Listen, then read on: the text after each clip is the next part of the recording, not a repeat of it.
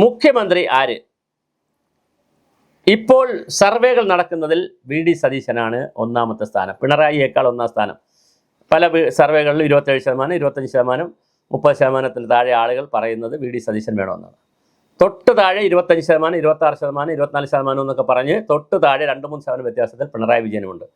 എന്നാൽ കുറച്ചുകൂടെ താഴെയാണ് രമേശ് ചെന്നിത്തല, പിന്നെ ബാക്കിയുള്ള ആളുകൾ.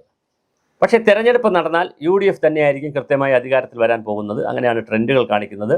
UDF വന്നാൽ ആരായിരിക്കും മുഖ്യമന്ത്രി? നിസ്സംശയം പറയാം, 2 സാധ്യതയുണ്ട്.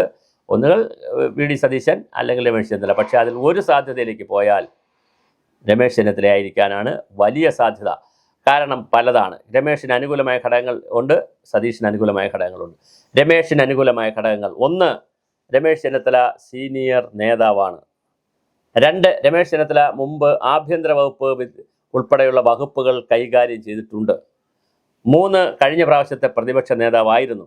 4, അതിനേക്കാളൊക്കെ പ്രധാനം, ഘടകകക്ഷികളെ എല്ലാം കൂട്ടിയോജിപ്പിച്ച് കൊണ്ടുപോകാനുള്ള മെയ്വഴക്കം, പ്രത്യേകിച്ച് ലീഗിനെയും എല്ലാം. ഈ കാണുന്ന മുഖമല്ല ഭരണത്തിൽ വരുമ്പോൾ. AK ആന്റണി പറഞ്ഞതുപോലെ ഓരോരുത്തരും അവരവരുടെ സമ്മർദ്ദപ്പെടുത്തി പരമാവധി അവരവരുടെ സമുദായത്തിനും പ്രദേശത്തിനും വാങ്ങിച്ചുകൊണ്ട് പോകാനുള്ള വലിയ സമ്മർദ്ദം നടത്തും.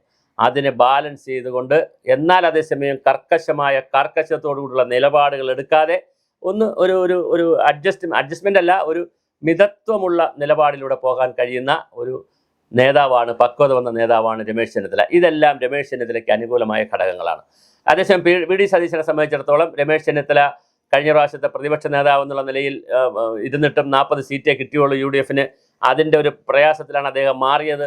അതുകൊണ്ട് തന്നെ അതിനുശേഷം 5 വർഷം നന്നായി പ്രതിപക്ഷ നേതാവായി വി ഡി സതീശൻ ഇതിനെ നയിച്ചു. മാത്രമല്ല തെരഞ്ഞെടുപ്പിനെ ഒറ്റയ്ക്ക് തൻ്റെ തോളിലേറ്റുന്നതിന് വേണ്ടി വലിയ വരവും അതുപോലെ തന്നെ വലിയ നിർവചനവും ഒക്കെ കൊടുത്ത് തോറ്റുപോയാൽ വനവാസത്തിന് പോകുമെന്നൊക്കെ പറഞ്ഞൊരു ഹൈപ്പൊക്കെ ഉണ്ടാക്കി ഒരു ഇലക്ഷൻ മാനേജർ റോളിലേക്ക് വളരെ കൃത്യമായി വി ഡി സതീശന് ഉയരാൻ കഴിഞ്ഞിട്ടുണ്ട്. അതുപോലെ തന്നെ മനോരമയുടെയും മറ്റ് പത്രങ്ങളുടെയും ഒക്കെ ഒരു സ്റ്റാർ ക്യാമ്പയിനറായും ഒരു പൊളിറ്റിക്കൽ സ്റ്റാറായിട്ടുമൊക്കെ വി ഡി സതീശൻ ഉയർന്നു വന്നിട്ടുണ്ട്.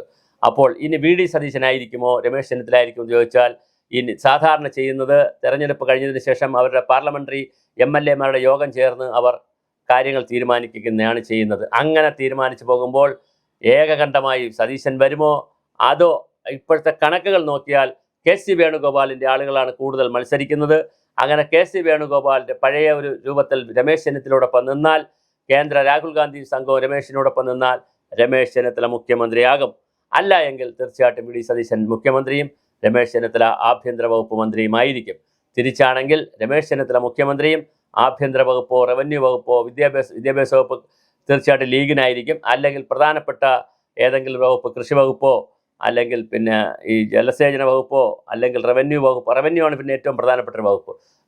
ധനകാര്യ വകുപ്പുണ്ട്. പിന്നെ ധനകാര്യ വകുപ്പോ ഒക്കെ കോൺഗ്രസ് എടുക്കാൻ സാധ്യതയുണ്ട്. ധനകാര്യ വകുപ്പ് മന്ത്രിയായാലും അത്ഭുതമില്ല. രമേശ് ചെന്നിത്തല ധനകാര്യവും വി ഡി സതീശൻ മുഖ്യമന്ത്രിയും, അല്ലെങ്കിൽ വി ഡി സതീശൻ ധനകാര്യ വകുപ്പും മുഖ്യമന്ത്രിയായി പിന്നെ രമേശ് ചെന്നിത്തലയും. പിന്നെ തിരുവഞ്ചൂർ രാധാകൃഷ്ണനുണ്ട്, K മുരളീധരനുണ്ട്. ജയിക്കുകയാണെങ്കിൽ ഇവരെല്ലാം ജയിച്ചു വരികയാണെങ്കിൽ മന്ത്രിമാരാണ്. അവർക്കും വളരെ, അതിൽ തിരുവഞ്ചൂരാണ് കുറേ കൂടി വിവിധ വകുപ്പുകളിൽ ഇരുന്നിട്ടുള്ള പരിചയം. അദ്ദേഹത്തെ സംബന്ധിച്ചിടത്തോളം ആഭ്യന്തര വകുപ്പ് വരെ ഇരുന്നു. ഇനി അദ്ദേഹത്തിന് ധനകാര്യ വകുപ്പാണ് ഏറ്റവും കൂടുതൽ കൈകാര്യം ചെയ്യാൻ പറ്റുന്നതും പ്രശ്നങ്ങൾ തീർക്കാൻ കഴിയുന്ന ധനകാര്യ വകുപ്പാണ്. ഇപ്പോൾ ധനകാര്യ വകുപ്പിലേക്ക് തിരുവഞ്ചൂർ വരുമോ, അങ്ങനെ ഓരോ വകുപ്പുകളിലേക്ക് ഓരോരുത്തർ വരുമോ എന്നുള്ളത് മാത്രമാണ് അറിയേണ്ടത്. എന്തായാലും രമേശ് ചെന്നിത്തലയായിരിക്കാനാണ് പരമാവധി സാധ്യതകൾ മുഖ്യമന്ത്രിയായിട്ടുള്ളത്.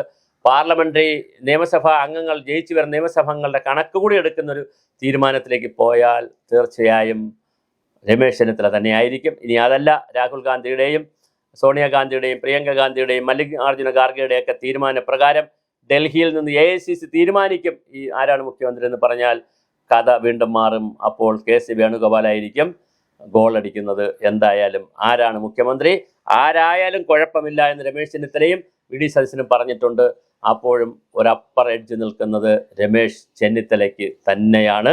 രാഷ്ട്രീയ കേരളം ഉറ്റുനോക്കുന്നതും രാഷ്ട്രീയം അറിയാമെന്നുള്ളവരൊക്കെ ചർച്ച ചെയ്ത് അവസാനം എത്തുന്ന പേര് രമേശ് ചെന്നിത്തലയിൽ തന്നെയാണ്.